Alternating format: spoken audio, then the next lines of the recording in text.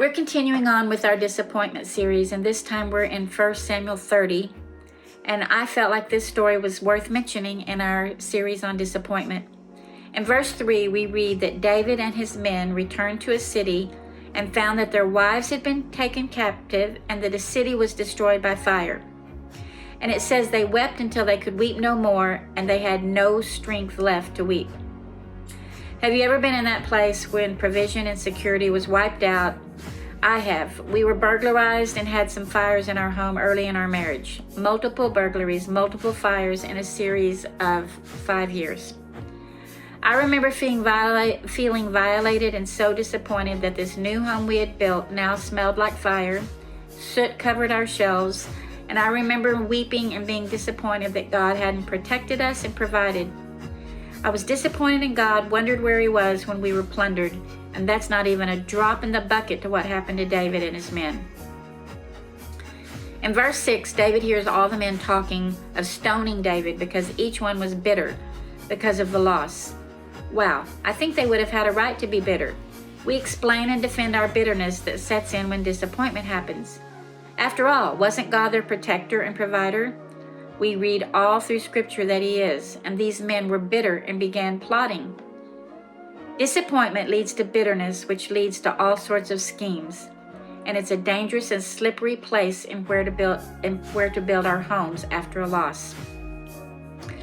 But I love what the next sentence says. It says, David found his strength in the Lord. Earlier we read that they wept till they had no more strength to weep. And now David found strength, not to continue weeping, but to trust again. He inquired of God about pursuing these enemies that had raided them, and God said, yes, go. He tells David that he and his men will overtake the enemies and rescue their families. David had 600 men, but 200 were too weary to go, and they stayed behind. Those were the most likely the ones who were still disappointed to believe again. The verse says they were exhausted. Carrying the burden of disappointment without seeking strength in the Lord is way heavy and causes exhaustion. So David and his men arrived at the party and saw these people celebrating with what they had taken. But they raided them and everything was recovered. Nothing was missing, not a boy or girl or anything else. Everything was brought back. But apparently there were a few among those that went with David that were still bitter because they didn't want to give any of the plunder back to the 200 men that refused to go. They were now disappointed in their fellow men, and they wanted to punish them for not joining the fight. David, having found strength in the Lord to take that which was taken, says, no, we're going to give everything and share alike. And in verse 26 it says, David arrived back and gave his friends what was taken, and said, here is a gift for you from the plunder of the Lord's enemies. Let's imagine that David too had let his disappointment turn to bitterness and became too exhausted to inquire of God and then obey and overtake the enemy. There would have been no plunder, and I dare say he would have not called any of these guys his friends. Perhaps they would have all turned on each other and destroyed the few that were left. How did he find strength in the Lord after such a huge disappointment of being overtaken and stolen from?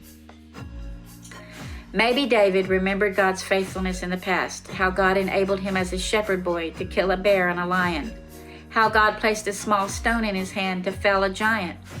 Maybe little things like that, or maybe he knew his calling to defeat enemies. So after he grieved, he realized God must have had a plan, a good one. He never quit talking to God and listening and obeying, and he also wept. Weeping when we're disappointed is good and necessary, but so is finding our strength.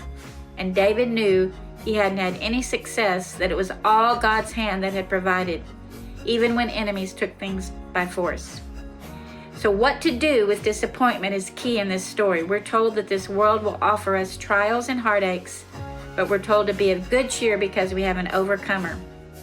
While disappointment will surely happen, maybe multiple times a day, what we do with it matters. Maybe our kids don't call, our spouse doesn't notice, co-workers scheme. Maybe we suffer huge losses in property and health, or we thought we did the right thing and yet everything turned out wrong. So we have this choice after weeping to become bitter, angry, and start plotting what we're going to do in our own strength to make things right.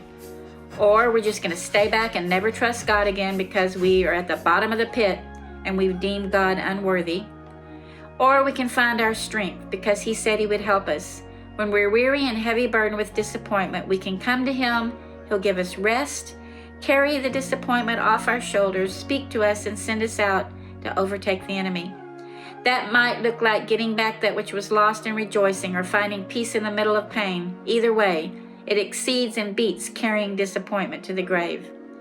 If you're disappointed because you've been stolen and taken from, God's not finished. He's still talking, and there are many who will stand with you and go when He says go, and celebrate every win.